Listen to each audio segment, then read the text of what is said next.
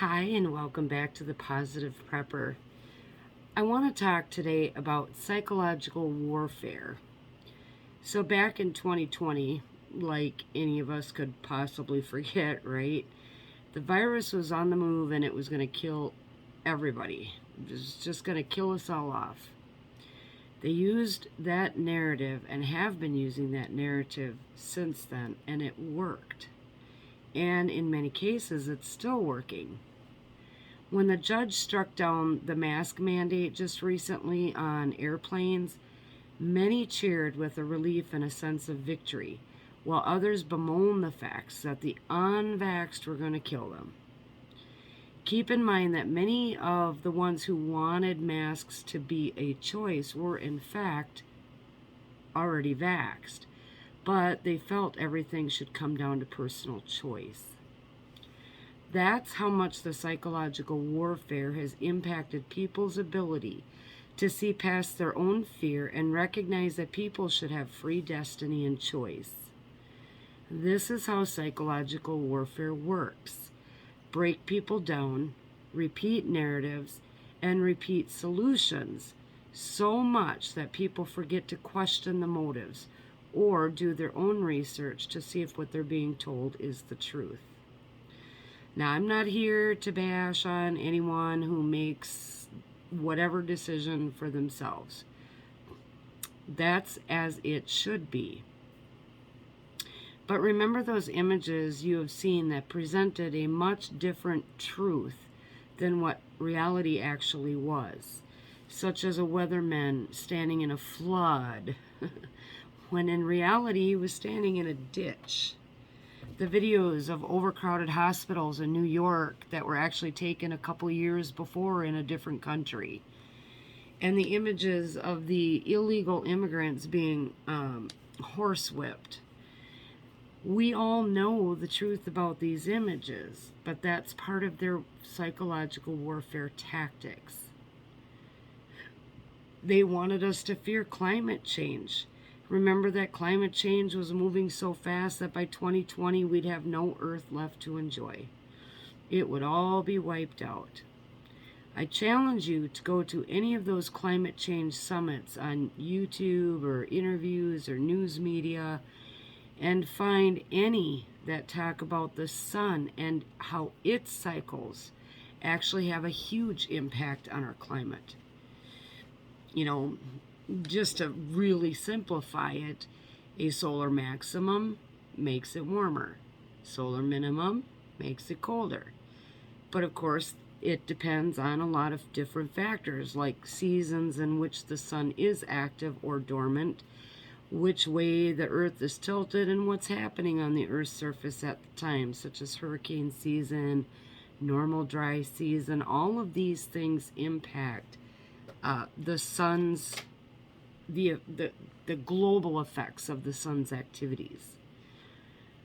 And unfortunately, many of the same people you hear talking about how much the earth is affected by climate change are also the ones that threw their masks in the lakes and rivers and who left mountains of garbage at the many different protests that have gone on over the last few years, including the one over a pipeline. But now we add another layer to that fear in the name of war. Yes, it is real. Yes, a nuclear war is possible. I believe, World War III could be maybe just around the corner. I don't know.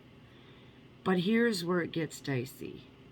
We, the U.S., have just sent another boatload of money over there because the narrative says, and think about what mainstream media has been repeating, that we must protect Ukraine at any cost to keep Russia from using nuclear weapons, or from expanding their territory, or from taking over independent countries or territories. Of course, we don't care about our own border being invaded. Those people are only coming from Iran, Syria, Afghanistan, Cuba, the places that love Americans. But I digress. They want you to stay in fear. If not this, then this. It's so much easier to keep people in control when They're living in a constant state of fear. And since they control the narrative, you really aren't able to question the facts that they present as to why you should live in fear. And again, this is psychological warfare. So these are some things I'd like you to really start doing for your own emotional and psychological well-being. First of all, anticipate that the media is going to give you the worst case scenarios every time. They will make it appear worse than it actually is, or they will hide the truth about how bad it really is. Either way, they will give you worst case scenarios. They can elevate your fear, your anxiety, your worry. Know that anytime something happens, your body will respond in a certain way. Overcome those immediate stress responses and try to find a way to neutralize them. It doesn't mean that you should be complacent or blasé about them, but really establish a pattern of watchfulness about what's being said while not letting everything the media tells you get you to that place where you fear or you become anxious or worried. Next, identify the feelings that you have. Understand your body's reaction to them. Do you get a rapid heart rate? Do you have difficulty breathing? Do you get an upset stomach or get super tense? When you start feeling this way, you may start thinking that you'll never survive an SHTF or whatever event is being discussed, and that you're not prepared and that you won't know what to do. So it breaks down your own confidence in yourself. And while this is absolutely normal rationale in the face of fear, it doesn't have to be your reality. So identify when these thoughts come in and think about whether those thoughts are helping or hurting you. If they are hurting your ability to think logically, stay calm, and take the next right step, then they are definitely not helping you. Think about these continuous messages that you've received over the last 2 years. And I want to give you an example of this. Even now, I don't watch mainstream media at all. We watch our local news only for the local weather. That's it. We go to numerous other sources to try to piece together the truth about what's actually going on out there.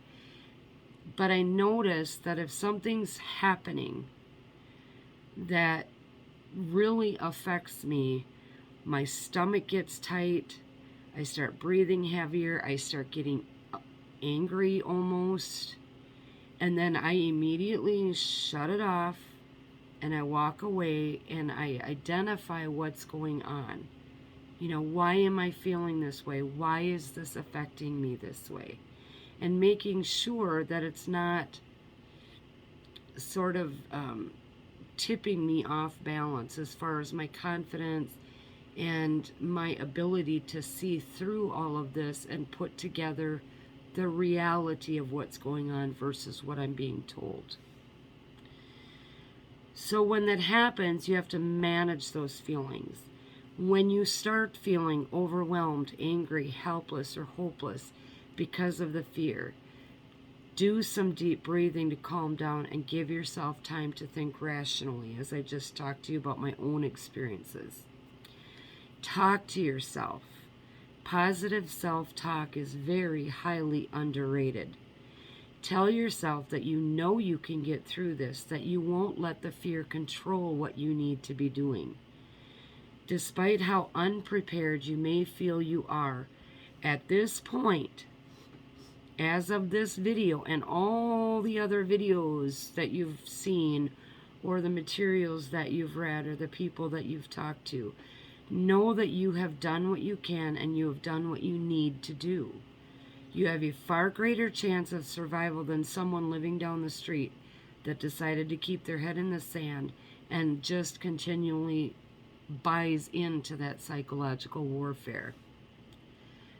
While you are doing all of this for yourself, remember that not everyone is in the same place. As with religion, you need to meet people where they are. You can't shove prepping down someone's throat, and you can't force them to see things from your perspective.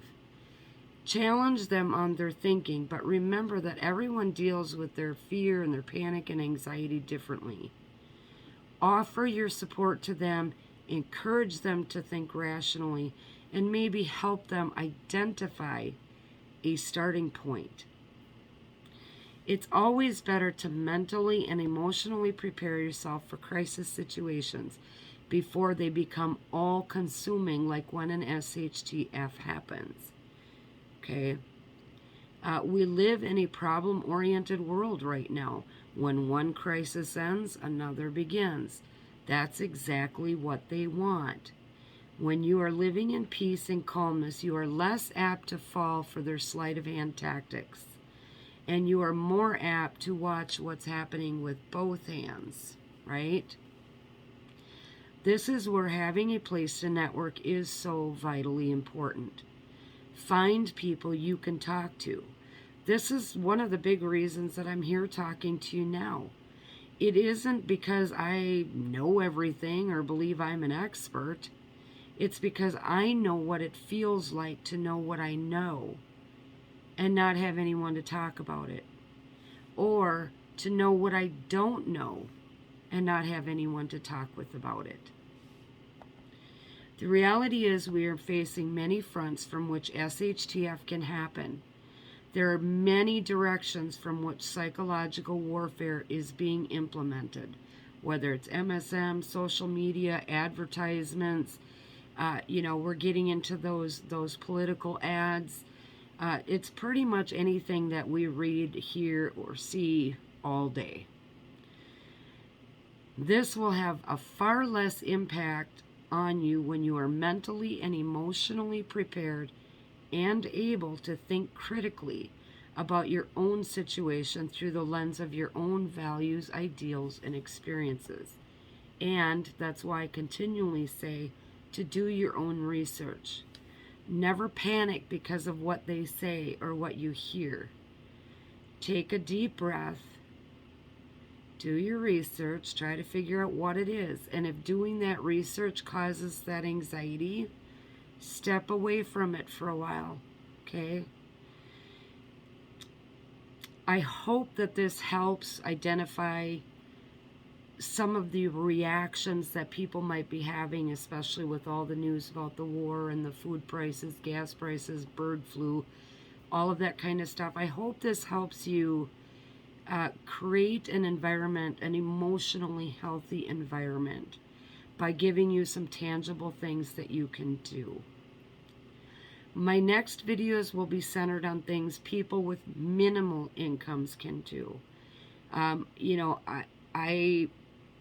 know a lot of people that can't afford to put underground bunkers in, and they can't afford to buy all the security systems and alarms and, the even two-way radios or CBs or ham radios.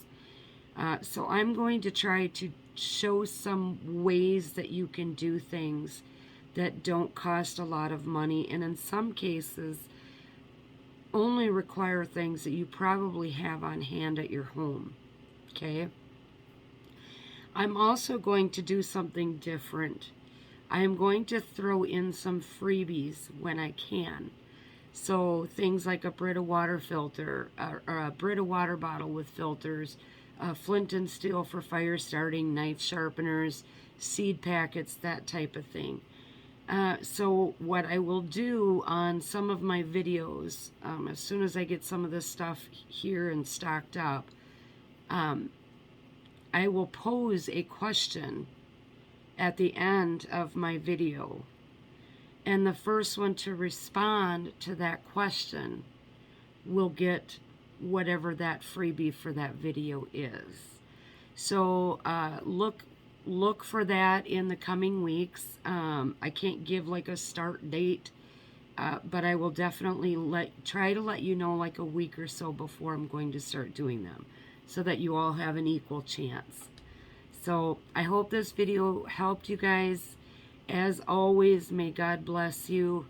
May his face shine upon you and give you peace. God bless.